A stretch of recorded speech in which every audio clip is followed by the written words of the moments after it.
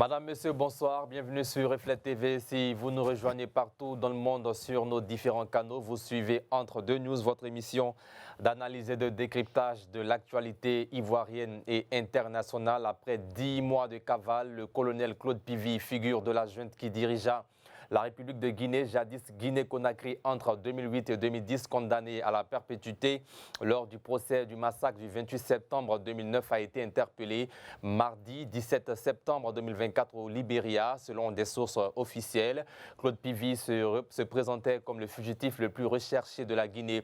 Nous analyserons cette actualité internationale dans la première partie de cette émission, puis dans la seconde partie, déclaration de GPS, le parti de Guillaume Soro. Le cercle restreint de ce parti attaque le pouvoir d'Abidjan sur plusieurs sujets d'actualité que vous découvrirez dans quelques instants avec moi en plateau pour la première partie de cette émission. Idrissa Keïta, journaliste et consultant malien. Bonsoir. Bonsoir à vous, chers confrères. Et un second invité, Guillaume Bato, journaliste DG de Notre Voix. Bonsoir Guillaume Bato. Bonsoir Sidik. Alors, Pucherik Balé nous rejoindra dans la seconde partie de cette émission, mais avant place à la première partie de l'émission.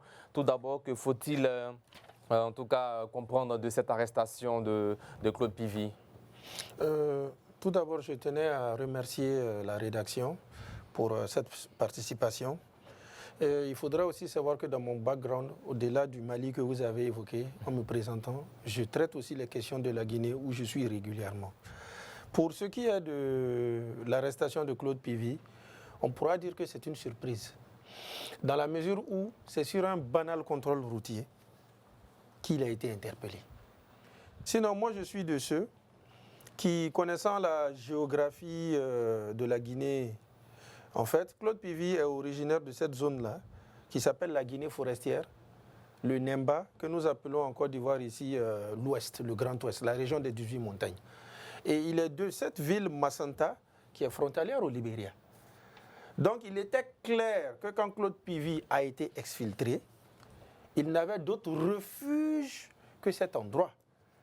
Et il faut savoir qu'il a longtemps servi là-bas et il a aussi longtemps servi au Libéria. Donc c'était une zone qu'il connaissait parfaitement et moi j'étais de ceux-là qui savaient que Claude Pivy était dans cette zone, mais le pouvoir juste ne s'était pas aventuré ou n'avait pas, si vous voulez, entamé une fronde, une traque à l'homme au sein de la forêt. Parce que son arrestation aussi avait créé, disons son évasion avait créé un léger embarras. Claude Pivy était en prison à cause de l'affaire du 28 septembre. Sauf que l'essentiel des personnes avec qui il a été pris, c'est quoi accusé? Quasiment tous sont de la même région, de la Guinée forestière.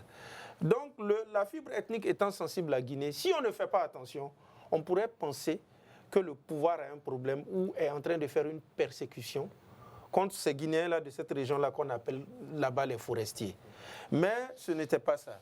Claude Pivy a donc été interpellé lors d'un banal contrôle routier par la police du Libéria.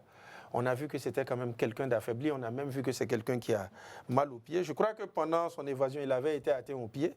Donc le pouvoir de Conakry peut s'estimer heureux et tranquille parce que c'est un adversaire redoutable qu'ils avaient dans la circulation, qui pouvait les inquiéter et qui était à même de riposter parce que pour chuter, c'est le fils de Claude Pivy qui, depuis l'époque de Alpha Condé, était très agité et affichait le fait qu'il allait agir pour libérer son père. Donc c'est dire qu'au-delà même de Claude Pivy, il y avait un réseau des éléments autour de lui qui à tout moment pouvaient intervenir, pouvaient riposter par rapport à Conakry qui pouvait même déstabiliser la transition. Bien, Guillaume Bato, personne ne s'y attendait. Est-ce que le pouvoir de Guinée en tout cas peut se réjouir d'avoir en possession un adversaire redoutable qui était recherché? Oui, ça dépend de comment le pouvoir de Guinée prend les choses. Je pense que c'est déjà bon qu'il ne soit plus dans la nature et que j'espère seulement qu'il sera traité avec humanisme et dignité et que ses droits seront respectés. Je crois qu'il est encore entre les mains des autorités libériennes et qu'il y a des discussions entre les autorités libériennes et guinéennes pour une éventuelle extradition. Seulement, effectivement, Keïta l'a dit, il faut espérer que l'arrestation de Claude Pivy ne débouche pas sur une autre crise en Guinée parce que malheureusement, il a dit aussi la question ethnique est forte et avec Dadis, avec les autres qui sont de la même région, il faut seulement espérer que, ayant été traités avec dignité, et que ces co-régionnaires ne se coalisent pas pour le soutenir. En tout cas de cause, c'est bon pour la justice, c'est bon pour les victimes que quelqu'un qui est accusé par la justice d'avoir été impliqué dans les massacres du 28 septembre 2009 puisse être entre les mains de la justice de son pays. Il a été jugé par contumace. On espère qu'il aura droit aussi, lui aussi à un procès équitable et que bon, la vérité sur son implication ou non dans ces événements malheureux soit située. En tout état de cause, moi je continue de penser que notre sous-région a besoin de stabilité, a besoin de démocratie et que tous les acteurs, qu'ils soient civils ou militaires, doivent se mettre dans cette dynamique pour permettre à notre sous-région d'avancer sur le chemin du progrès social. Aujourd'hui, on a une junte militaire en Guinée qui a fait du procès des événements du 28 septembre une de ses priorités. C'est tant mieux pour les droits de l'homme. Maintenant, on attend ce régime-là sur d'autres questions, notamment sur les changements démocratiques promis aux populations, à nos frères de Guinée. On s'interroge aussi sur la question du sort de Claude Pivy. Oui, c'est ce que je disais. J'espère qu'il sera traité avec dignité, parce que quoi qu'on puisse lui reprocher, il a aussi droit à un procès dans les règles. Ce qu'on a constaté que le procès de ces autres co-détenus, c'est, on va dire, plus ou moins bien passé. Ils ont eu droit à des avocats de la défense qui ont fait leur travail. Le procès était médiatisé, télévisé. Cela a permis à tous les Guinéens d'être situés. Il faut quand même saluer cette quand même attitude transparente de la part d'un régime qui, a priori, n'est pas un régime démocratique, mais je pense que si les autorités libériennes acceptent de l'extrader, il faut qu'elles s'assurent que ses droits et son intégrité physique seront préservés. Bien. Alors certaines sources parlent, selon Guillaume Bateau, d'une probable extradition, en tout cas d'une prison de Monrovia vers Conakry. Réaction là-dessus. Et puis également la question du sort du colonel Claude Pivy. Déjà, c'est vrai, son extradition pose question. Parce que pour un profane, ou peut-être pour une logique, entre militaires, on le voit dans les juntes, dans les coups d'État, il y a toujours des règlements de compte. Permanemment. Donc on est tous inquiets que si Claude Pivy se retrouve à Conakry, il soit éliminé. Nous avons cette crainte, nous espérons qu'il y aura de l'humanisme et que des dispositions seront prises. Maintenant, vous devez savoir que Claude Pivy est un militaire qui pèse beaucoup. Quand bien même Doumbia est aux affaires depuis 3 ans, Claude Pivy a beaucoup d'influence, assez d'éléments dans l'armée. Je vous ai même dit que son fils, qui est l'auteur de l'évasion, est même militaire. Mais l'armée est censée être républicaine. L'armée est censée être républicaine, mais l'armée guinéenne, je vais le dire ouvertement, est clanique. Claude Pivy, Moussa Dadis Camara, c'est pour ça que je dis qu'il faut faire très attention sur la question ethnique. Parce que l'armée guinéenne contient énormément de Guinéens de la partie forestière. Donc, on est très inquiet parce qu'il a été pris et pas avec son fils. Or, c'est son fils-là qui a provoqué cette évasion-là. Évasion où, rapidement, pour information, il faudrait savoir qu'ils ont fait 2-3 choses. Ils ont infiltré là-bas, il y a une voiture de police qui est permanemment devant. Ils ont vu ces éléments-là, ils se sont substitués à la place de ces éléments. Et si je ne me trompe pas, je crois que c'est son pain, sa nourriture, ils ont mis un téléphone là-dedans qu'ils l'ont envoyé. Donc, pour les gens de la prison, c'est de la nourriture, c'est un colis de la famille, mais en fait, son téléphone, donc il communiquait avec eux. Et le ministre de la Justice d'alors, Alphonse Charles Wright, avait dit que pour près de 40 à 50 caméras, c'était seulement 3 qui étaient opérationnelles, tout le reste était coupé pendant l'évasion. Donc vous voyez un peu la stratégie qui a été mise en place pour le libérer. Et c'est après 48 heures, soit 12 heures, parce qu'ils sont sortis en masse. Mais quand tout le monde a été chopé, y compris le grand Moussa Dadis Camara, c'est là maintenant qu'on a compris qu'en réalité, c'était Claude Pivy qu'on était venu chercher et que c'était son fils qui a passé des années à menacer le pouvoir, à dire qu'il allait le libérer. Il l'a dit, il l'a fait. Donc c'est quand même quelqu'un de redouté. Et c'est lui qui a été pris. Donc forcément, ceux qui sont autour de lui sont dans la nature. Et réfléchissent peut-être éventuellement soit faire profil bas ou peut-être tenter de récidiver. Donc pour moi, son sort va être suivi de très près. Le jugement a été fait, il est condamné à perpétuité. Et on attend de voir s'il sera remis devant la justice pour un procès. En tout cas, reste que depuis que cette histoire a été faite, Claude Puvis est déjà radié. Et on attend de voir la suite des événements. Bien, Guillaume Bato, Claude Puvis est aussi vu comme l'ennemi numéro 1 de la junte guinéenne. On se pose également beaucoup de questions sur cette affaire. Oui, je pense que malheureusement, la Guinée est rentrée dans un cycle infernal depuis le coup d'État du désormais général Doumbia. Et c'est regrettable. Je crois que la Guinée, avec l'élection du professeur Alpha Condé, s'était engagée dans un processus de démocratisation qui, il faut le reconnaître, avait pris du plomb dans l'aile avec la volonté du président Alpha Condé de faire un 3e mandat. Cela avait déçu tous les démocrates qui avaient soutenu cet ancien opposant qui était opposé à Lassana Conté, à toutes les juntes qui avaient dirigé la Guinée. Bon, aujourd'hui, il y a une junte qui est là, dont le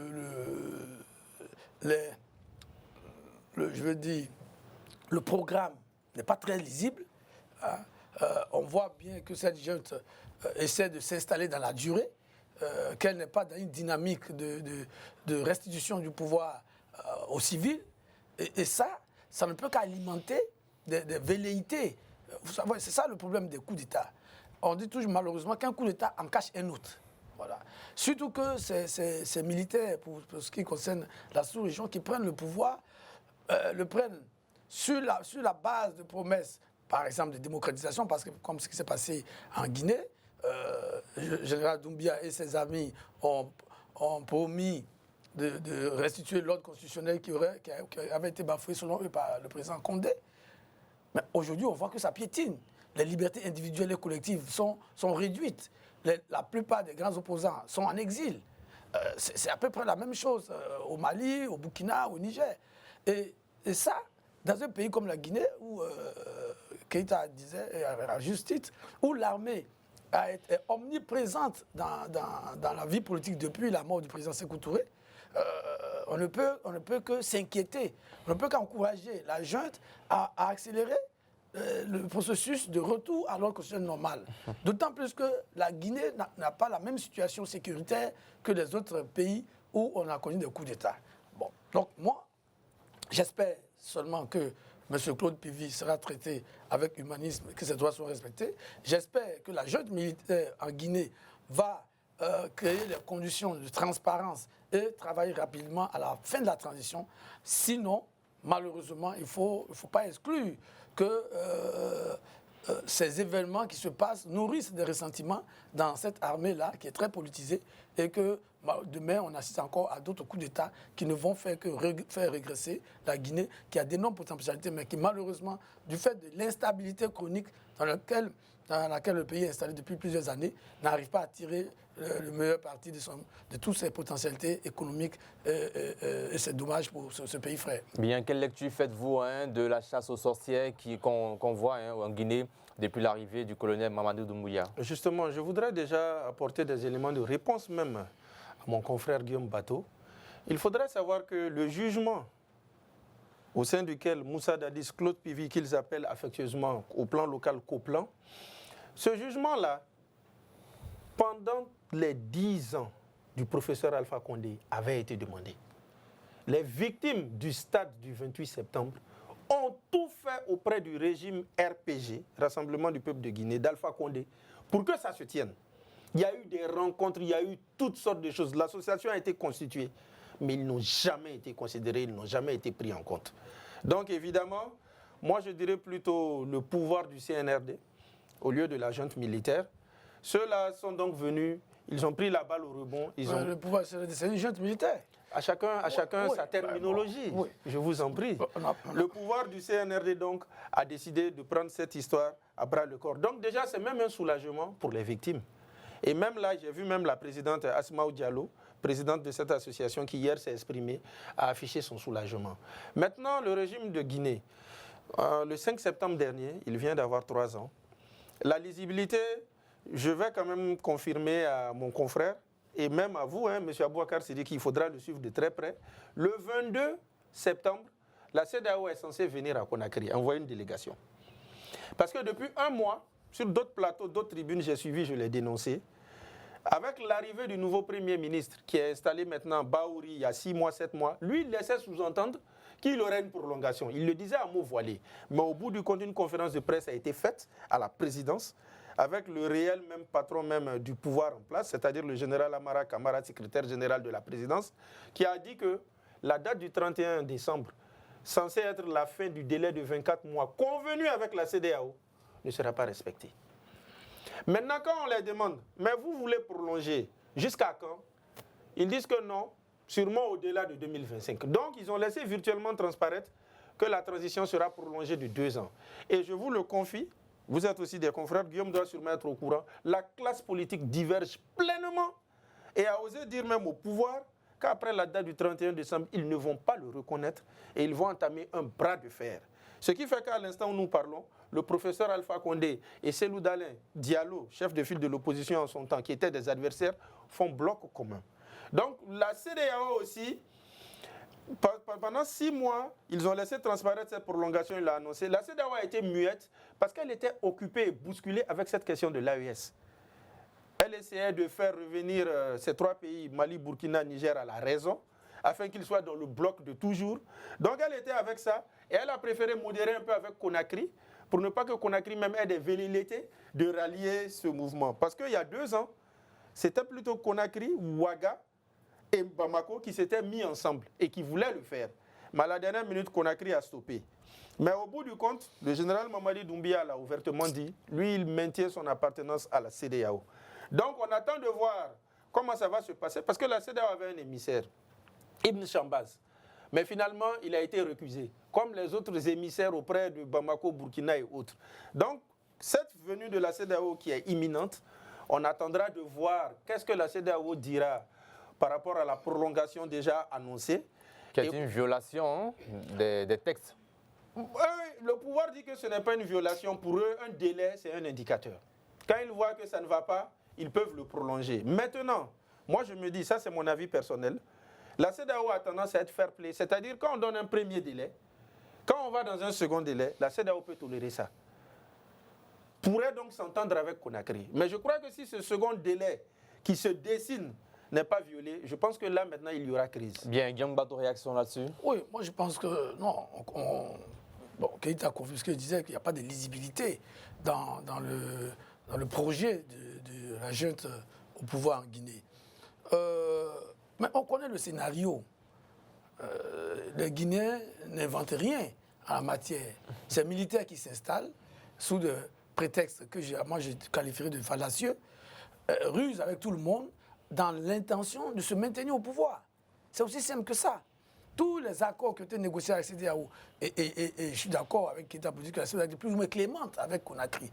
Mais ces délais n'ont pas été respectés, ne vont pas être respectés. Ils ne sont même pas précis sur les délais qu'ils veulent encore pour cette transition. Cela est regrettable.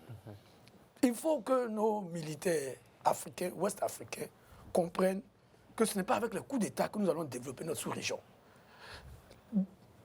Les difficultés, il y en a partout. Mais les militaires doivent savoir que leur place, leur place est dans la caserne et non dans l'espace public, l'espace politique, mais que cela crée plus de problèmes que n'en résout. Donc aujourd'hui, on voit bien que la junte guinéenne veut faire comme les autres juntes, prolonger sa présence à la tête de l'État par des subterfuges, fixer des délais, et quand ces délais approchent, fixer d'autres délais, et ainsi de suite. Donc c'est vraiment dommage. J'espère que la CEDEAO, qui va aller sur place, va arriver à persuader les militaires de remettre le pouvoir aux civils. Je me réjouis que l'opposition démocratique se mette ensemble sur cette question pour exiger ici et maintenant la fin de la transition militaire. Voilà, parce qu'une transition militaire devrait être la plus brève possible. Au lieu de s'éterniser, de trouver des subterfuges et continuer à prolonger les difficultés, les souffrances des populations. Bien, alors revenons au colonel Claude Pivy, poursuivi pour crime contre l'humanité dans le procès du 28 septembre. Il est celui qui a écopé de la plus lourde peine dans la sentence prononcée le 31 juillet dernier. Il est condamné à perpétuité. Est-ce qu'on peut revenir sur les faits de manière brève? Il faut savoir que lors du massacre, du drame du 28 septembre, les populations étaient sorties pour une seule chose. Parce que le capitaine Dadis Camara a ouvertement dit qu'il allait enlever le treillis pour concourir à la présidentielle. Et le bloc d'acteurs politiques qui étaient là, Alpha Condé, Cellou Dalein Diallo que nous connaissons, mais il y a aussi Sidya Touré, Lansana Kouyaté, ont dit non et ont mobilisé. Sauf que Claude Pivy était le responsable à la sécurité présidentielle, rang de ministre d'ailleurs. Donc évidemment, ces divergences-là ont fait que des ordres ont été donnés, les populations ont été massacrées. Donc nullement Claude Pivy ne pouvait échapper à cela, nullement Moussa Dadis ne pouvait échapper à cela, et pas mal d'autres. Parce que bon, on n'a plus besoin de rentrer dans les faits. Quand on a vu, comment dirais-je, le jugement, et puis on a vu des révélations, on a entendu beaucoup de choses. Sa responsabilité est grande, parce qu'il a été chargé de la responsabilité de la présidentielle.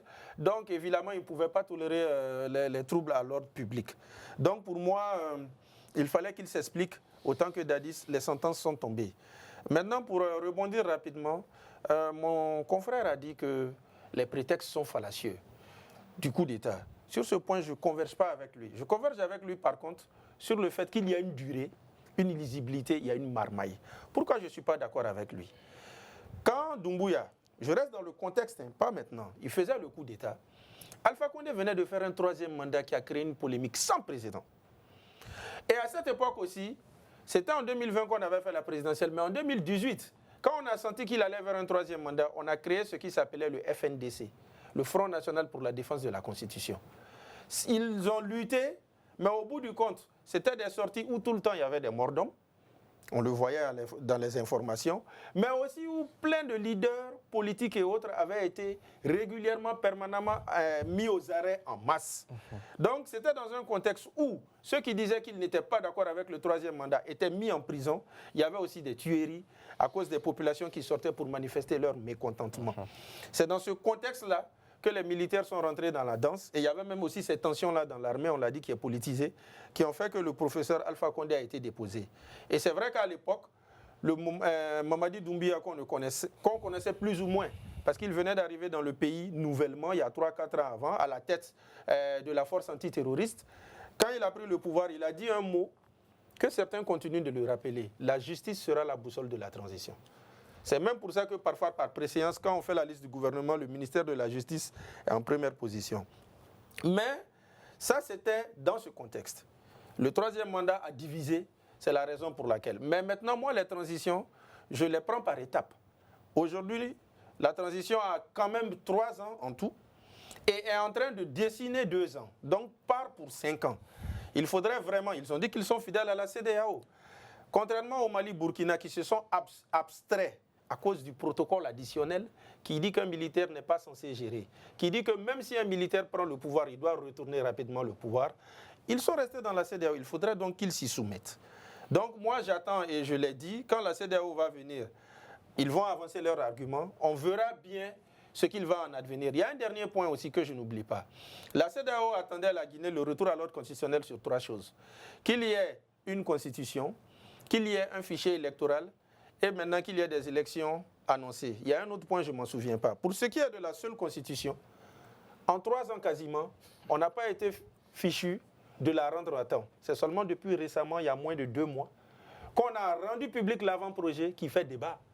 Dans l'avant-projet, on n'a pas mis à l'introduction, au préambule, cette disposition qui dit que les cadres, les figures de la transition ne doivent pas concourir aux élections. Qu'est-ce que ça veut dire? Que si jamais le référendum dit oui, ça saute, Mamadi Doumbouya peut être candidat. Ce que vous avez refusé à Dadis Camara, qui voulait désormais porter l'habit des civils, le contexte n'était pas le même.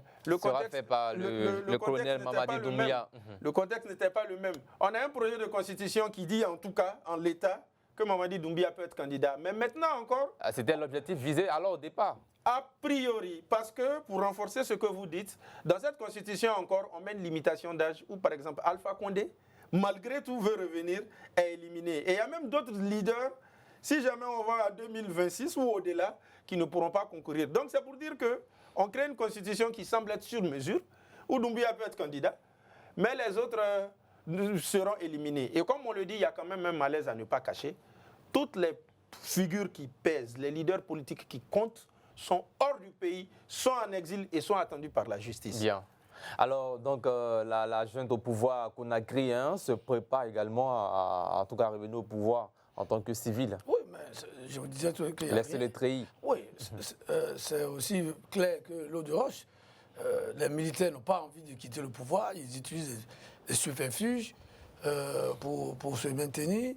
Ils contraignent à l'exil tous ceux qui ne sont pas d'accord avec eux, ceux qui sont à l'intérieur, ils les mettent en prison. Et nos confrères de la presse même, qui ont été fermés pour la plupart. Voilà. Donc, aujourd'hui, le général Doumbia, je ne sais pas s'il est colonel ou général, c'est même Il est colonel. devenu général. le général. Le général Doumbia, Depuis 5-6 mois maintenant, général de division. et ses amis font exactement ce que les autres ont fait au Mali. La junte malienne est là depuis 4 ans. Celle du Burkina s'est donné Un mandat plein. un mandat plein, sans considérer qui que ce soit. Et bon, le Niger, on n'en parle même pas, puisque on ne sait même pas où ils en sont. Il a 3 ans, il a consommé 1 an. C'est un peu compliqué. Voilà. Donc aujourd'hui, on voit bien, mon frère Keïta parle du projet d'avant-projet qui fait débat, mais seulement que ça fasse débat. Puisque lui, il a dit, c'est un projet taillé sur mesure pour permettre aux militaires d'évincer les adversaires les plus sérieux et se maintenir au pouvoir par des élections arrangées. Ce n'est pas acceptable. Aujourd'hui, en 2024, on ne peut pas accepter que les militaires utilisent les armes mises à leur disposition pour la sécurité du pays et des citoyens pour braquer les pays et puis s'asseoir. Et puis bon, trouver des arrangements et dire que oui, bon, on va faire sinon. Moi, je pense que le général Doumbia serait bien inspiré. Il n'a pas la situation sécuritaire qui est celle du Burkina, du Mali ou du Niger. Encore que même là-bas, il n'a aucune raison d'abord de venir faire des coups d'État et de se maintenir. Donc il faut qu'il respecte ses premiers engagements. Est-ce qu'il a fini avec les procès d'abord? Oui, mais les procès, après lui, d'autres peuvent faire des procès. Il n'est pas dit. C'est vrai que le président Condé n'a pas voulu de ces procès, mais il a fini, les procès sont finis. Et puis un procès, ce n'est pas un programme de gouvernement. Voilà, on ne peut pas venir prendre un pays juste pour faire un procès. Je suis désolé. Il y a beaucoup de choses, la santé, l'éducation, etc., etc. Il y a beaucoup de choses à faire. Et on voit que l'instabilité fait que le pays ne peut pas avancer. Donc il faut le dire clairement aux militaires guinéens qu'ils doivent rester dans les casernes. Bien. Après 3 ans passés à la tête de la Guinée, suite à un coup d'État sur le président Alpha Condé, quel bilan faites-vous de ces années passées au pouvoir du colonel Mamadi Doumbia? Mamadi Doumbia. Bon, ça revient à la même chose. Déjà, ce que je voulais dire, c'est que quand bien même il a eu à dire qu'un procès ne fait pas partie d'un programme gouvernemental, je le rappelle encore, sa prise de pouvoir, Mamadi Doumbia, le 5 septembre 2021, a dit la justice sera la boussole. C'est vrai que la justice à 100%, ça se discute, mais ils ont quand même ce sujet précis de Claude Pivy. Cette transition a le mérite de l'avoir organisée. Et lui qui est venu au pouvoir par des armes, il pourrait avoir justice après également. Bien sûr, non. Vous voyez ce que ça cause? Beaucoup de gens lui disent que ça doit lui-même le servir de leçon quand il ne sera plus au pouvoir. Déjà, même un coup d'État, c'est illégal. Oui, voilà. mais un coup d'État, c'est hors la loi. Mais comme... On ne peut pas dire un putschiste va venir dire moi je vais appliquer la justice. Mais que voulez-vous qu'on dise? Non, écoutez, ce procès, ce n'est pas une invention. À travers le monde entier, tout le monde a suivi. Oui, mais je parle particulièrement du procès. Pas de façon globale, il y a des injustices, il y a d'autres choses. Mais je reste confiné au thème du jour. Maintenant, pour ce qui est de son bilan, on l'a déjà eu à le dire, ces grandes tribunes de débat de nos confrères dérangeaient. Finalement, ont été suspendues, finalement ont été fermées. Donc la presse, comme on dit, tire le diable par la queue. Ça, c'est d'un. Bon, aussi, comme je vous l'ai dit, il y a le flou. Finalement, est-ce que le pouvoir, quand est-ce que le pouvoir va aller, on ne le sait pas. Mais néanmoins, Il y a un projet de constitution en cours. Oui, il y a un projet de constitution déjà qui fait débat où on voit que les gens sont éliminés. Mais déjà, il faudrait savoir que au niveau sectoriel quand même, non, au niveau diplomatique, et c'est même là où je commence même à me poser des questions. Au plan continental, la référence est le meilleur ami, pour ne pas dire le protecteur même de Mamadi Doumbia, c'est Paul Kagame. Dernièrement, Paul Kagame a été réélu. Doumbouya a félicité, ça crée une levée de bouclier dans la classe politique. Ils ont dit que, mais comment toi tu fais un coup d'État? Tu dis que tu condamnes un 3e mandat, celui-là a son 4e, 5e, tu le félicites. C'est l'incohérence. C'est l'incohérence. Non, là-bas, la classe politique, ils sont sur cette posture. Bien. Mais néanmoins, il y a des secteurs où, par exemple, celui des sports, le pays avance. Pour preuve, le pays était récemment aux Jeux Olympiques. Et aussi au niveau de la poste ou de la télécommunication, ils ont quand même cette ministre-là, Mme Rose Prissemou, qui pose beaucoup d'actions, qui permet vraiment au pays de se connecter et vraiment qui ouvre. Au plan diplomatique quand même, la Guinée est vraiment présente partout, voyage partout. Parce que contrairement aux pays de l'AES où les présidents pratiquement ne sortent même pas, Mamadi Doumbouya prend part à toutes les rencontres internationales. Et désormais en civil, hein, en tenue... Non, vous savez, il est quand même réaliste. Il sait quand même qu'à certaines tribunes, le treillis n'a pas sa raison d'être. Donc, il va en civil. Par contre, il y a une question que je me pose. Quand il est allé en Chine, au sommet Chine-Afrique, j'ai cru que pendant les audiences, il allait rencontrer quand même Assimi Goïta, mais ils ne se sont pas vus. Peut-être qu'ils se sont vus pendant les activités, mais il n'y a pas eu d'audience. Assimi Goïta a rencontré d'autres présidents du continent. Est-ce à dire qu'il y a des divergences dans un contexte où on est en train de dire que quand une armée française devrait ouvrir ses portes en terre guinéenne, je ne sais pas. Mais pour le moment, vu qu'il n'y a pas de rupture entre Conakry et Bamako, le trafic, les marchandises du Mali continuent de partir par le port de Conakry au détriment de celui d'Abidjan et de Dakar, j'attends de voir. Sinon, pour le moment, en 3 ans, on va le dire, on ne pensait pas que cette année 2024 allait finir sans qu'il n'y ait pas d'élection. Et on ne pensait pas que la presse allait être mise au rouge. Bien qu'avec Alpha Condé, il y avait des divergences, mais ça n'a pas été comme ça. Merci. On serait donc tenté de se dire... Merci Idrissa Keïta, merci Guillaume Badou, réaction rapidement pour terminer. Vous voyez tous les efforts que Keïta a fait pour trouver quelques éléments, mais le bilan est négatif. Non, il faut être clair. Non. Je dis le pour et le contre, je ne fais pas la publicité. Le bilan est négatif. Et je parle par contexte. Le bilan est négatif. Voilà. Il n'y a rien de sérieux qu'on peut mettre au crédit. Il y a des acquis. Est-ce que le PIB par habitant, par exemple, a évolué? C'est moi qui avais la parole. Allez-y. Pas de souci. Le bilan est négatif. Il ne faut pas faire la fine bouche. Rien de positif. Mais donner des indicateurs qui montrent que le bilan est négatif. Ne serait-ce que sur le plan des libertés, la liberté de la presse. Keïta l'a dit. Aujourd'hui, tous les grands médias, les débats, les journalistes sont traqués, sont fermés. On a dit les opposants sont en exil. Ils sont tous hors du pays. Mais ce n'est pas suffisant pour dire que le bilan est négatif. C'est important. Vous savez, avant qu'on rentre dans les questions, est-ce que dans un contexte tel que celui-là, vous pensez qu'il peut y avoir des progrès économiques? Là où tout le monde a peur, je ne sais pas comment se réveiller demain matin? Non. Tant que vous n'avez pas, dans un pays, les libertés publiques, collectives et individuelles ne sont pas garanties, les talents ne peuvent pas s'exprimer. Le pays ne peut pas se développer. Monsieur Sidiki. Parce qu'aujourd'hui, seuls les partisans de la junte ont le droit de citer. Merci Guillaume Bateau. Réagissez rapidement, oui, juste 15 secondes. J'aimerais qu'il sache qu'il y a des acquis. C'est plus que peut-être les dérives sont mises en avant. Je cite un exemple clé. Mais le projet Simandou, par exemple, qui est un projet minier, est un gisement de fer le premier du monde. Oui. Et pendant 20 ans, sous Lansana Conté, sous Alpha Condé, on n'a jamais pu faire décoller ce projet.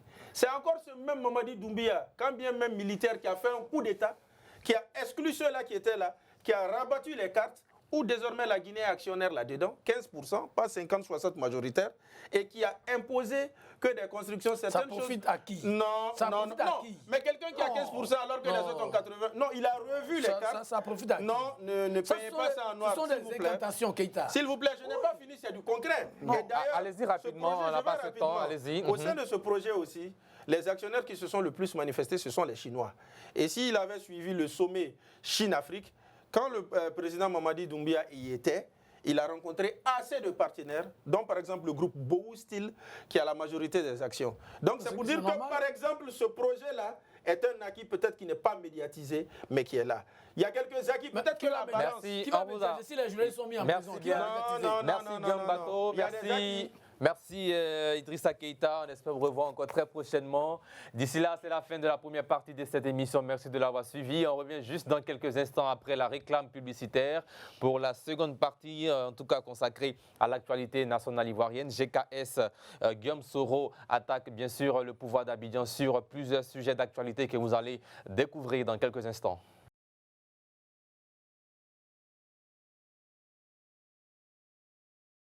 Voilà, de retour en plateau, Pucherik Balo, bonsoir. Bonsoir. Merci de nous avoir rejoints. Alors, le parti dit dissous GPS de Guillaume Soro refuse de disparaître de la scène politique ivoirienne. Les déclarations ne cessent d'alimenter les débats. Une réunion de GPS a même eu lieu le samedi 14 septembre dernier pour analyser l'actualité sociopolitique ivoirienne et internationale également. Nous nous intéresserons bien sûr aux questions nationales. Pucherik Balé, en tout cas, on lit dans ce communiqué-là que le GPS de Guillaume Soro attaque le pouvoir sur plusieurs points, notamment dans l'attente de la fixation du prix Borchamp du kilogramme de cacao pour la campagne 2024-2025 qui doit être déterminée d'ici la fin du mois de septembre. GPS réclame une augmentation minimale de 45% du prix Borchamp à verser aux producteurs ivoiriens. Comment vous réagissez? On réagit de la même manière. Nous tous, on attend. On attend impatiemment de savoir à combien sera fixé le prix du cacao, d'autant plus que les paysans attendent cela pour scolariser leurs enfants. Il y a beaucoup d'enfants de paysans qui n'ont pas encore pris le chemin de l'école. Et quand on sait que le troisième producteur, le Cameroun, était l'année passée à 5 000, cette année à 4 500, alors que nous sommes seulement à 1 500, on est vraiment curieux de savoir le 1er octobre ce qui va être décidé par l'État de Côte d'Ivoire. Est-ce que c'est réaliste, 45% d'augmentation? Moi, j'aurais dit même 100%. On était à 1 500, on doit mettre au moins à 3 000 parce qu'on est premier producteur et c'est nous qui étions à 1 000 francs. On est monté à 1 500, mais bon, c'est peu, 45%. Bien, Guillaume Bato, est-ce que nous avons la possibilité en Côte d'Ivoire de passer à une augmentation de 45% comme souhaite un GPS de Guillaume Soro? Oui, bon, moi je ne connais pas la base de calcul du GPS, mais ce qu'on constate, c'est que, comme l'a dit Mme Balé, c'est que d'autres pays producteurs payent mieux à leurs paysans. Donc, et je pense que avant même l'augmentation de 500 francs cette année, le gouvernement s'était engagé à tenir compte des prix, puisque l'argument qui avait été avancé que l'État de Côte d'Ivoire, vendant sa production par anticipation, ne pouvait pas, dans le feu de l'action, appliquer les prix. On espère donc que les prix de cette année vont connaître donc un accroissement, en tout cas substantiel. En tout état de cause, c'est une question qui préoccupe. Il y a eu beaucoup de débats sur la question du prix du cacao, mais même sur la gestion même de la filière café-cacao. Et malheureusement, sur cette question, on n'a pas senti une volonté du gouvernement d'ouvrir le débat. Certains acteurs politiques, comme le président du Fonds pluriel ivoirien, par exemple, avaient souhaité un débat à l'Assemblée sur le bilan de la gestion de la filière cacao depuis l'arrivée au pouvoir du président Ouattara. Cette demande est restée sans suite et beaucoup d'organisations de producteurs de cacao ont manifesté, ont donné de la voix pour demander que les prix soient alignés sur les prix qui sont faits dans les pays frères. Jusqu'à présent, on n'a pas senti cette volonté de la part du gouvernement et du Conseil Café-Cacao. On espère donc que la prochaine campagne, que toutes ces préoccupations vont être prises en compte pour que, même si ce n'est pas 45%, même si c'est plus de 45%, mais que le prix payé aux producteurs ivoiriens, quand même, s'aligne sur ce qui est fait dans d'autres pays. Moi, je ne vois pas pourquoi au Cameroun, en Guinée ou par ailleurs, le cacao peut être mieux payé qu'en Côte d'Ivoire. Il faut qu'on nous explique. Bien, Pucherik Balé, selon vos analyses, qu'est-ce qui expliquerait ce prix en Côte d'Ivoire en deçà de celui des autres pays concurrents tels que le Ghana et le Cameroun, par exemple? Bon, il y a plusieurs facteurs. Il y a le fait même que les paysans ne sont pas associés même à l'analyse de toutes ces questions-là. Et c'est ça qui pose aussi le problème de la gestion de la filière. Depuis que le Conseil cacao gère la filière, les paysans se plaignent. Ils ne sont pas associés à beaucoup de prises de décision. Et toutes les décisions qui sont quand même prises sans eux ne sont pas appliquées comme il se doit. Donc, il y a le fait qu'ils ne sont pas associés à la décision, mais il y a aussi le fait que certainement que l'État de Côte d'Ivoire ne négocie pas bien ces prix enfin, puisqu'il vend la production à l'avance, certainement qu'il ne négocie pas bien cette vente-là qui permet après de fixer un bon prix aux producteurs. Bien, alors ce chiffre est officiel, hein. La Côte d'Ivoire se classe parmi les pays africains avec un taux de mortalité par suicide élevé estimé à 23 cas pour 100 000 habitants chaque année, à en croire GPS. La pauvreté et la misère, cause profonde de la désespérance, expliquent ce phénomène en hausse en Côte d'Ivoire. Est-ce que vous partagez ce même avis? Je ne sais pas d'où il le chiffre, mais GPS même à la base... Non, ce chiffre est officiel, c'est un chiffre officiel. Ceux qui sont les responsables de GPS aujourd'hui sont à la base de tout. Qui était communiqué par l'OMS et le ministère de la Santé la semaine passée, je pense bien. Je dis que ceux qui dirigent GPS aujourd'hui sont à la base de cette paupérisation. Ceux qui ont conduit cette rébellion dans ce pays. Voilà, parce qu'il faut aussi que parfois on rappelle aux gens un peu leur passé. Voilà. Ceux qui ont fait la rébellion, qui ont mis à genoux une bonne partie de la Côte d'Ivoire pendant des années, ne peuvent pas, au lieu de venir, bon c'est vrai, la mauvaise foi est la chose la mieux partagée, dit-on en politique, mais parfois aussi il faut se remettre en cause. Les leaders de GPS portent une grande responsabilité dans les difficultés de notre pays aujourd'hui. C'est au pouvoir de 2011 à 2018 avec le président Ouattara. Oh, mais je dis avant même 2011, la rébellion de 2002 à 2010, c'était quand même M. Guillaume Soro et ses amis.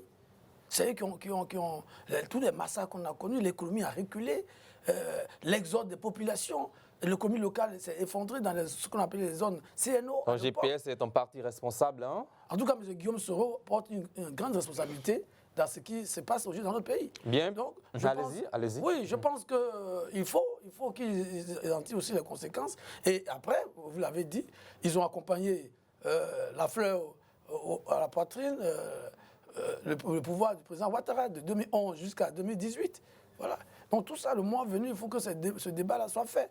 Tous ceux qui portent la responsabilité de ce qui nous est arrivé devront rendre compte à nos compatriotes. Bien, puis Chéric Balé a en croit GPS, la pauvreté et la misère, cause profonde de la désespérance, explique le phénomène des suicides en hausse en Côte d'Ivoire. Est-ce que vous partagez cet avis-là? Oui, le contexte socio-économique est de plus en plus difficile. Donc, je pense que ce qu'ils disent est tout à fait vrai. Le chômage a toujours existé, mais il est encore plus exacerbé malgré les chiffres officiels qu'on nous donne.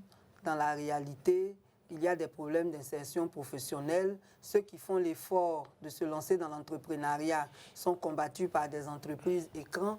Tout le monde sait que nous avons des affairistes au pouvoir et qu'eux-mêmes créent des sociétés qui compétissent de façon déloyale avec des pauvres citoyens qui essaient de s'établir dans l'entrepreneuriat. Et toutes ces situations-là peuvent emmener évidemment des personnes à s'adonner au suicide. Sans compter que récemment, avec les derniers suicides qu'il y a il y a eu d'autres raisons. Hein. Par exemple, le douanier qui s'est suicidé, ce n'est pas parce que l'entrepreneuriat ne marche pas. Voilà, donc il y a vraiment plusieurs causes. Mais une chose est sûre, on se suicide parce qu'on est déprimé et parce qu'on ne voit pas de perspective. Donc on préfère se donner la mort, bien que ça ne soit pas la meilleure des solutions. Mais je pense que le contexte y est pour quelque chose. Et avec les déguerpissements abusifs qui ont cours, il faut s'attendre à ce que ça s'accroisse davantage parce qu'on voit des chefs de famille qui sont émasculés, ils n'ont plus de quoi nourrir leur famille, ils n'ont même pas d'abri. Donc tout ça, ça peut encourager le suicide. Bien, cette précarité, hein, selon GPS, crée un environnement de désespérance où l'incapacité à satisfaire les besoins fondamentaux comme l'alimentation et le logement peut mener à des sentiments d'impuissance et de désespoir. Les conditions de vie difficiles, disent-ils, ont un impact direct sur l'augmentation du taux de suicide. Fin de citation, ce sont les propos de GPS. Guillaume Bateau, réaction. Oui, je crois que c'est clair qu'il y a un malaise. Il y a un malaise de la société ivoirienne, mais comme je disais, que tous ceux qui ont eu à diriger ce pays ces 15 dernières années en porte l'entière responsabilité. Voilà. Je crois que la Côte d'Ivoire, au-delà des progrès qu'on peut constater en matière d'infrastructure notamment, il y a de réels problèmes. Quand vous allez dans l'arrière-pays, vous voyez que il y a de réelles difficultés. Pourtant, c'est à Abidjan que le taux de suicide est très élevé, hein, Oui, malgré les difficultés de l'intérieur du pays. Oui, mais ceux qui se suicident à Abidjan, ils peuvent venir de l'intérieur du pays. Voilà. Mais pour être complet sur la question, je pense effectivement qu'il y a des efforts à faire en termes de perspective individuelle pour chacun de nos compatriotes. Et il y a beaucoup de difficultés. Quand vous prenez Abidjan, vous allez dans les quartiers, et même parfois dans les quartiers UP, hein, on sent que tout le monde n'arrive pas à se nourrir convenablement. Nous sommes par exemple dans la période de la rentrée scolaire, vous voyez, les parents ont d'énormes difficultés à inscrire leurs enfants, parce que le coût du matériel didactique, le coût des fournitures scolaires, tout ça ne fait qu'augmenter. La scolarité ne fait qu'augmenter. Et tout ça, ce sont des difficultés. Et malgré les augmentations du SMIC, des salaires, des blocages des fonctionnaires, on sent que les salaires ne suivent pas le rythme de progression des coûts des denrées, des coûts de la vie. Donc, toutes ces questions-là doivent être adressées par le gouvernement, qui doit faire de plus en plus d'efforts, parce que la démographie aussi, hein, le nombre d'habitants croît. On devient de plus en plus nombreux sur un espace de plus en plus petit, et puis les réponses ne sont pas aussi rapides que les problèmes qui se posent. Donc, il faut retrousser les manches. Voilà ce que j'allais dire, il faut retrousser les manches. Il faut adresser les problèmes qui sont connus pour que les Ivoiriens vivent de mieux en mieux et vite ou ne se disent pas qu'il n'y a plus d'espoir, il faut se suicider. Bien, je vous ai entendu parler, vous estimez qu'il n'y a pas de réponse. Non, vous en connaissez? Moi, je ne vois pas de réponse. On nous donne les informations, tel s'est suicidé aujourd'hui, il y a eu ci, mais bon, il n'y a pas de mesure concrète à ma connaissance qui a été prise pour juguler ce phénomène. Young Bato, réaction là-dessus? Pas de réponse? Bon, je ne sais pas, je n'ai pas encore entendu le gouvernement se prononcer sur, peut-être que je n'ai pas, parce que souvent je suis hors d'Abidjan ces derniers temps, mais je n'ai pas entendu le gouvernement réagir sur quelque chose de suicide, mais c'est une question qui doit être adressée. Il faut regarder, Mme Balé a dit, je suis d'accord avec elle, les causes sont multiples. Hein. Il y a beaucoup de causes. Vous savez, dans les entreprises, même, il y a des suicides. Tout ça, il faut regarder le phénomène et voir comment on l'aborde de façon globale, de façon holistique, pour que les solutions puissent être trouvées et que les Ivoiriens ne renoncent à se suicider. Parce que, malheureusement, ce n'est pas la meilleure des solutions. Il y a toujours un espoir, il faut toujours espérer, il faut toujours continuer de se battre, même quand c'est difficile. Il faut toujours se dire que demain peut être meilleur et continuer parce que quand vous vous suicidez, bon, c'est une perte. Est-ce que la solution serait, comme propose GPS, de renforcer les infrastructures de santé mentale en formant des professionnels et créant des centres de soins dans toutes les régions du pays? C'est une des solutions, mais ce n'est pas forcément la solution. Il faut déjà même faire une campagne parce que nos populations ne sont pas informées de toutes les possibilités quand on est dans certaines situations. On prend par exemple le cas des instituteurs qui sont souvent sous le poids de leurs créances vis-à-vis des maragouillas. Quelle solution il y a par rapport à ça? Et normalement, les syndicats d'enseignants devaient en faire un souci. C'est-à-dire qu'il faut cibler chaque problème, parce que ce qu'ils ont dit là, c'est vraiment trop global.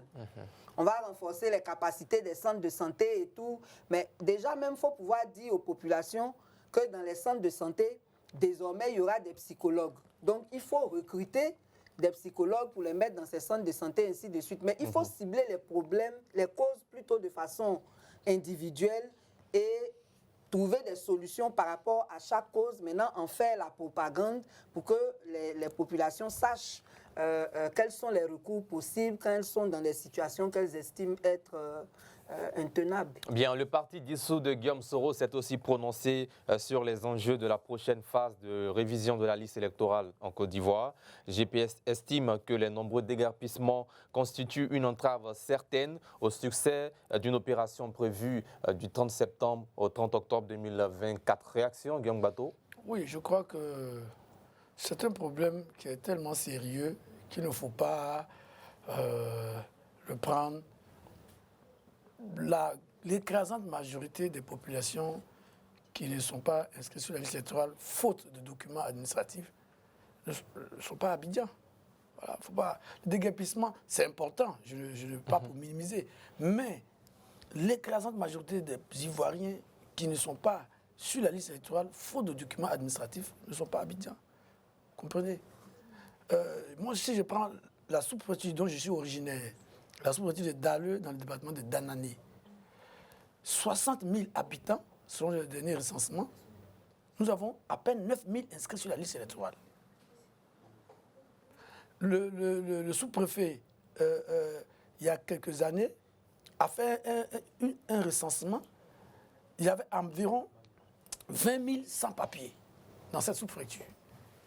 C'est à peu près la même chose dans presque toutes les régions de Côte d'Ivoire, y compris. Donc, en même attribuant cela au déguerpissement, on amoindrit même, on minimise. C'est pour ça que moi, je n'ai pas compris que les députés, l'Assemblée nationale, la majorité RHDP à l'Assemblée nationale, aient refusé la gratuité de la carte d'identité. Aujourd'hui, nous sommes aujourd'hui le 19 septembre. Est-ce que c'est déjà arrivé en Côte d'Ivoire, la gratuité de la carte d'identité? Oui, c'est arrivé en Par Côte le d'Ivoire. passé, c'était des bailleurs internationaux qui avaient appuyé l'État de Côte d'Ivoire. Ils ont disparu du monde entier. Il n'y a plus de bailleurs. Mais vous estimez qu'il ne faut pas aller prendre du crédit et encore vous demander à l'État de Côte d'Ivoire? Moi, je n'ai jamais dit ça. Moi, j'ai jamais dit ça. Certains Ivoiriens, je parle à travers vous. Je ne fais pas partie de ces Ivoiriens. D'accord. Si on prend des crédits pour construire des ponts, on peut prendre des crédits pour faire des cartes d'identité aux gens. Moi, je suis pour que la carte d'identité soit gratuite. Et que, je parlais de la rébellion. Vous savez bien que la rébellion, pendant la rébellion, beaucoup de centres d'état civil en Côte d'Ivoire ont été détruits. Et que la reconstitution a été difficile.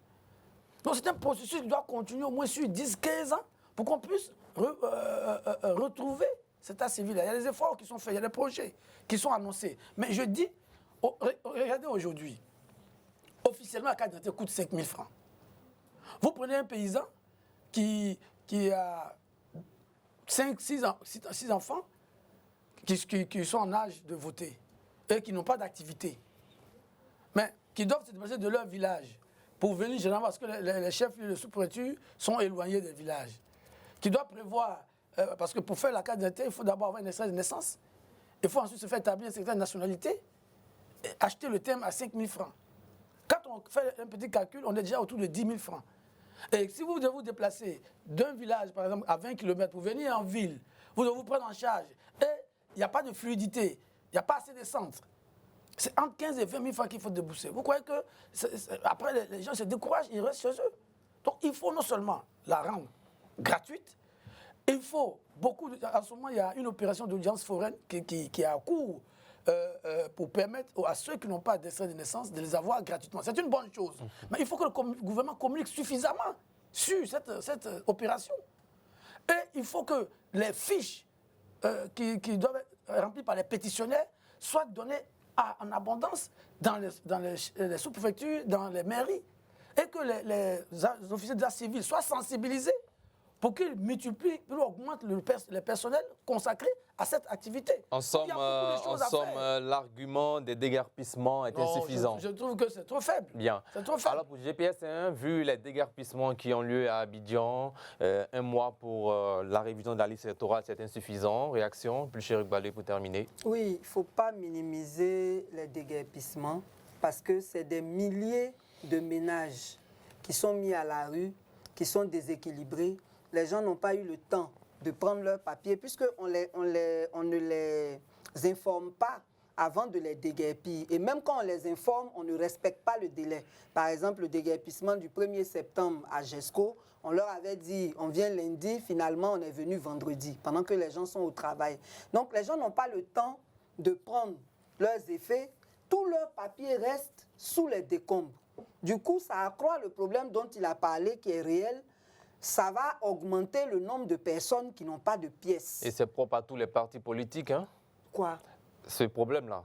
Non, non, ce n'est pas une affaire de parti politique même. C'est une affaire de l'administration qui n'arrive pas à prendre les dispositions qu'il faut pour garantir que les citoyens aient leur carte d'identité. J'ai coutume de le dire que dans ma propre famille, je connais des gens qui ont eu leur carte d'identité en 10 jours ou en 2 semaines. Par contre, il y en a qui attendent 5 ans, qui s'inscrivent 5 fois et il n'y a même pas de trace de leur inscription à l'ONESI. Il y a un gros problème alors que c'est la carte d'identité qui est exigée pour aller s'inscrire sur la liste électorale. Donc quand l'ONESI n'arrive pas à satisfaire ceux qui vont demander leur carte d'identité, comment on fait? Ils ont supprimé aussi l'attestation d'identité. Donc moi je pense que, étant donné les délais qui sont très courts, il y a lieu de prendre des décisions exceptionnelles. Que les gens puissent s'inscrire, ne serait-ce qu'avec le récépissé de la carte d'identité. Parce que s'il n'a pas sa carte, ce n'est pas sa faute, mais le récépissé a au moins la preuve qu'à terme, il aura sa carte, qu'il n'ait sa carte ou pas, qu'il puisse voter avec ce récépissé. Ce qui n'a pas été proposé par GPS. Non, GPS parle des déguerpissements qui vont accroître le nombre de personnes qui ne pourront pas s'inscrire. Et je vous ai dit pourquoi est-ce que GPS a raison de le dire, mais il n'y a pas que ça comme problème.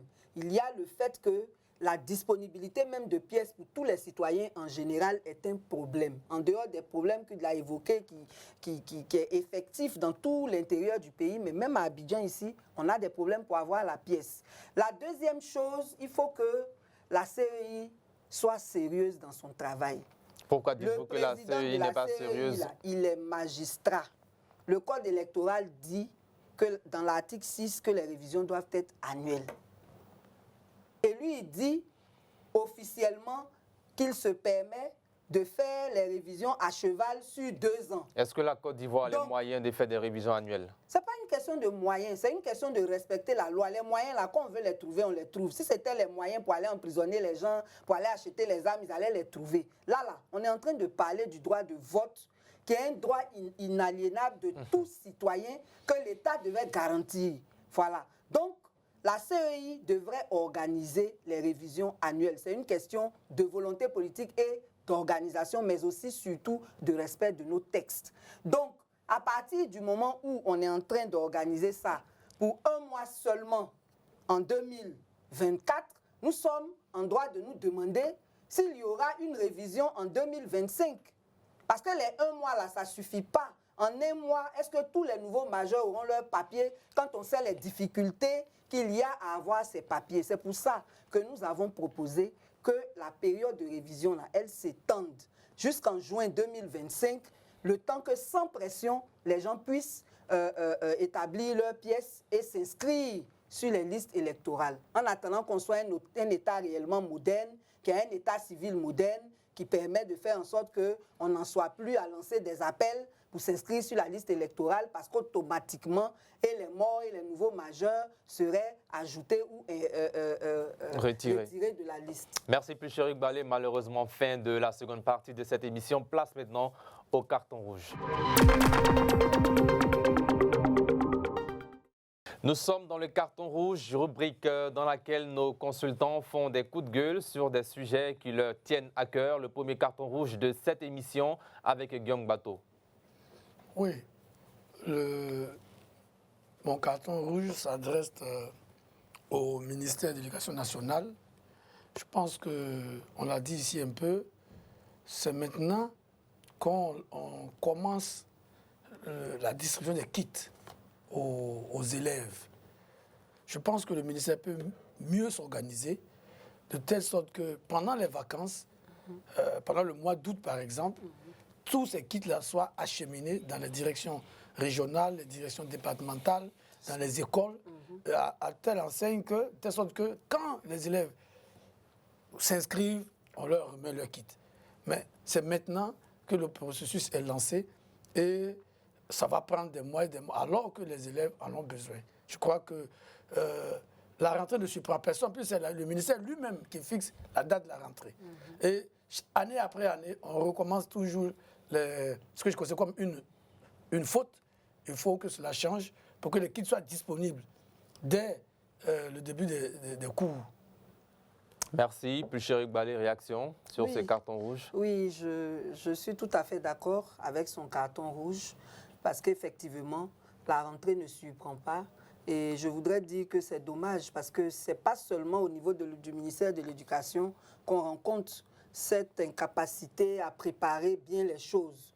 Pour la libération des prisonniers graciés, c'est la même chose. On sait que tous les ans, le président parle le 6 août, il parle le 31 décembre. Pourquoi avant ça, on ne donne pas la liste des prisonniers graciés pour que, dès qu'il parle, non seulement il annonce des chiffres justes, mais dès qu'il parle, le lendemain, on commence à libérer les gens. Bien, votre carton Donc, rouge maintenant. Moi, mon carton rouge, là, il va à l'assaut de Fort. On est en train de pleurer à Abidjan ici par rapport au déguerpissement. Et eux, ils se sont permis, cette semaine même, de déguerpir des personnes dans la région de la Maraoué, à Bonon précisément. On a cassé leurs maisons, on a détruit leurs plantations, sans même les avertir, sans leur donner le temps de se préparer à partir. Et ça, ce n'est pas responsable. Parce que si les forêts et les parcs sont agressés par les populations, il n'y a pas d'autre responsable que l'assaut de Fort elle-même. Parce que c'est dans ses attributions de veiller à ce que les forêts classées soient bien gérées. Et c'est les forestiers eux-mêmes qui sont complices des populations qui s'installent. Une plantation, là, ça ne se fait pas en un jour. Ils sont où? Pendant que les gens créent les plantations, ils sont où? Pendant que les gens s'installent dans les forêts classées, ils vont même construire des écoles dans ces forêts classées-là. Donc, la moindre des choses, c'est de respecter la dignité humaine de ces populations-là. Quand on doit les mettre dehors, il faut pouvoir prendre toutes les dispositions qu'il faut pour que cela se fasse dans les règles, pour ne pas qu'on arrive encore à augmenter le taux de paupérisation. Donc, en conclusion, il faut que nos gouvernants apprennent à respecter la dignité humaine dans tout ce qu'ils font. Bien, Guillaume Bateau, réaction. Oui, je pense que la question des forêts classées est une question importante. Et je crois qu'il faut que l'État renforce les moyens à la disposition donc, de la police forestière pour assurer effectivement la protection des aires protégées. Malheureusement, on constate effectivement que les populations s'infiltrent pendant de longues années sans réaction des autorités.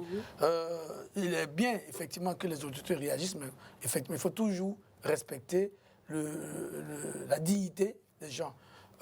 Vous savez, j'ai parlé tout à l'heure, j'ai évoqué la rébellion, la crise. La rébellion a fait que beaucoup d'aires protégées en Côte d'Ivoire ont été détruites. Voilà. Moi, je suis d'une région où il y avait beaucoup de forêts classées, mais qui ont été détruites. On a coupé des arbres, des essences centenaires, j'allais dire même millénaires. Et ça, c'est des manques à gagner pour notre pays. Donc, il faut que non seulement la police forestière ait suffisamment de moyens, suffisamment de personnel pour assurer la sécurité de ces espaces-là, avec la contribution des populations. Il faut que les populations riveraines soient suffisamment sensibilisées et que aussi les moyens soient donnés à ces populations pour leur permettre de subsister sans agresser ces espaces. Et quand le gouvernement veut appliquer la loi, ce qui est juste, il faut que des décisions soient prises, que les infiltrés soient informés, soient sensibilisés et qu'on puisse le faire en respectant leur dignité minimale. Place maintenant à la rubrique des chiffres, le chiffre du jour.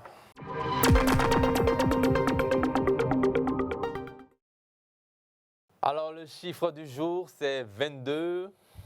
C'est lié à l'histoire de la Côte d'Ivoire, à la date d'aujourd'hui également, 22. 22 ans que la rébellion... Bien sûr, il y a pas rébellion, mais il y a 22 ans, il y a 22 ans, il y a 22 ans, la date du 9 septembre 2002 marque l'histoire de la Côte d'Ivoire. Ce jour-là, ancien chef d'État, le général Robert Guèye, responsable du coup d'État de décembre 1999, est assassiné en tout cas le 19 septembre 2002. Le souvenir du 19 septembre 2002 reste ancré dans la mémoire collective ivoirienne et internationale comme un symbole de tragédie et de division.